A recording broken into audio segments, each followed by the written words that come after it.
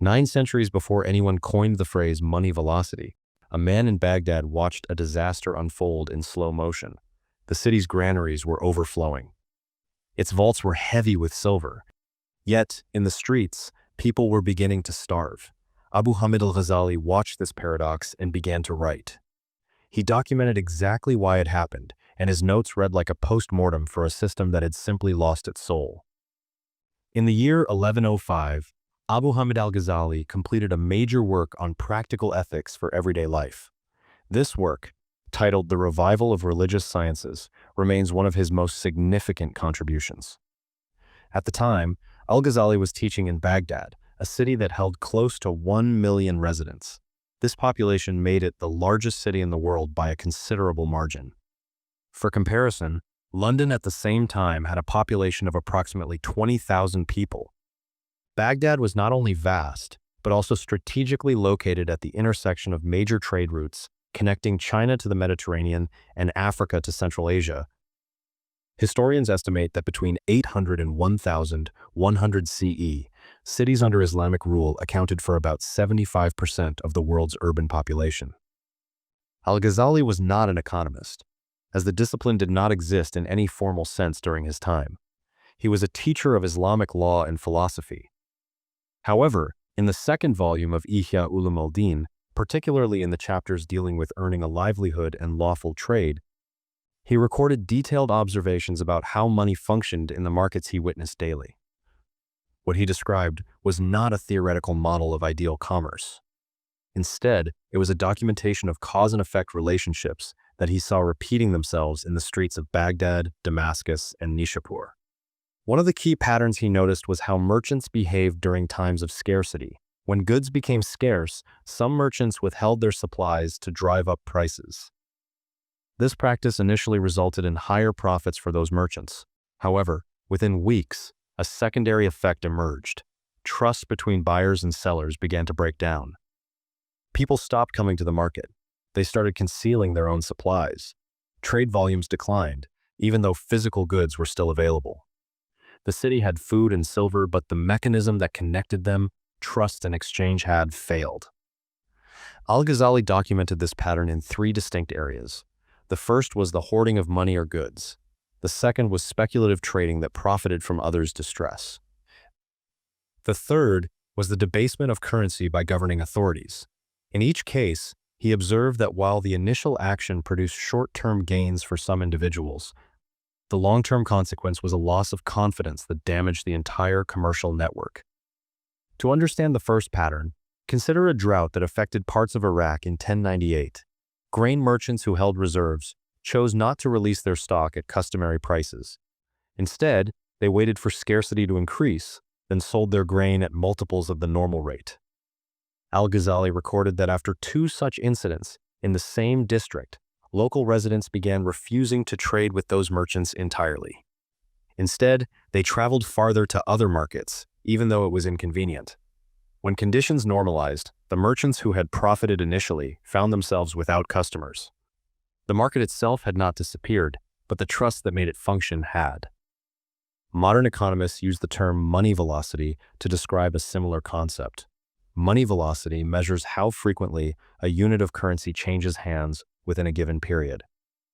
Data from the Federal Reserve shows that during the financial crisis of 2008, the velocity of money in the United States declined by 28% over 18 months. Banks held reserves instead of lending. Businesses delayed investments. Households increased their savings. The physical money supply did not diminish, but its movement through the economy slowed dramatically. As a result, unemployment rose, even though resources remained available. Al-Ghazali described this same phenomenon 9 centuries earlier, though he lacked the terminology. The second pattern Al-Ghazali observed involved speculation during crises. He described cases in Damascus where merchants purchased available medicine during outbreaks of fever, then rationed its sale to maximize profit as desperation increased. Families, unable to afford the inflated prices, began hiding their sick relatives rather than seeking treatment. This caused the outbreak to spread further than it might have otherwise. Even the merchants who had profited initially suffered in the end, as the pool of potential customers shrank due to increased mortality. Al-Ghazali wrote that profit derived from another's necessity contained the seeds of its own destruction because it severed the mutual benefit that sustains commerce over time. The third pattern Al-Ghazali documented concerned currency itself. In 1094, the Seljuk administration reduced the silver content of coins by approximately 20% while maintaining their face value. This measure was taken to finance military expenditures. Merchants in Baghdad's markets responded by weighing coins before accepting them. They demanded additional coins to compensate for the reduced purity. Some traders refused the newly minted currency altogether, insisting on payment in older coins or in kind. Al-Ghazali wrote that when rulers altered the substance of money without public acknowledgement, they committed a form of theft that undermined the foundation of all exchange. He predicted that populations would eventually seek alternative stores of value when their official currency became unreliable. The mechanism Al-Ghazali described operated across 9 centuries and vastly different economic systems because it addresses a fundamental requirement of money: predictable value over time. It is important to clarify what Al-Ghazali did not advocate. He accepted wealth accumulation through honest trade. His writings contain no condemnation of profit earned by merchants who transported goods across distances or assumed legitimate commercial risks. He himself owned property and accepted gifts from students, as was customary for scholars of his standing. His criticism was directed specifically at behaviors that disrupted circulation: hoarding during scarcity, profiteering from distress, and official manipulation of currency value. He distinguished between wealth that facilitated exchange and wealth that obstructed it. This distinction is crucial because it separates Al-Ghazali's work from abstract moralizing and places it firmly in the realm of observable economic mechanics. He was recording what actually happened in markets when certain behaviors became widespread. Money serves its purpose as a medium of exchange only when it circulates. When circulation stops, whether due to hoarding, speculative manipulation, or currency debasement, the entire commercial system seizes up. This occurs regardless of how much physical wealth remains in the city. A community can possess full granaries and strong coinage, yet still experience deprivation if the channels that connect supply to demand break down. Al-Ghazali's central insight was practical rather than philosophical.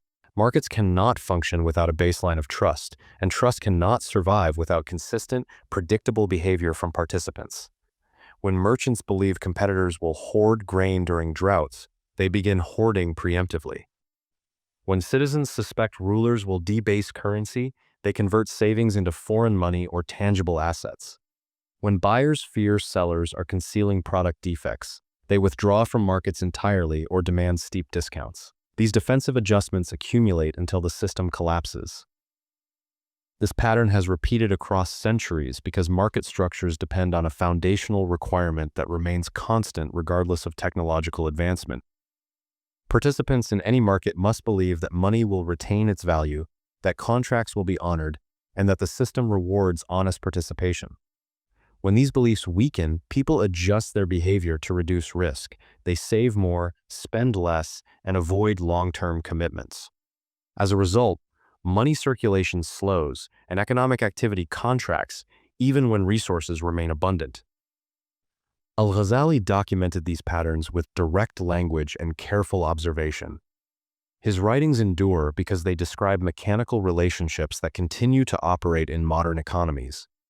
Despite the complexity of today's financial systems, the vulnerabilities he identified remain intact. The tools have changed, but the dynamics of market failure have not.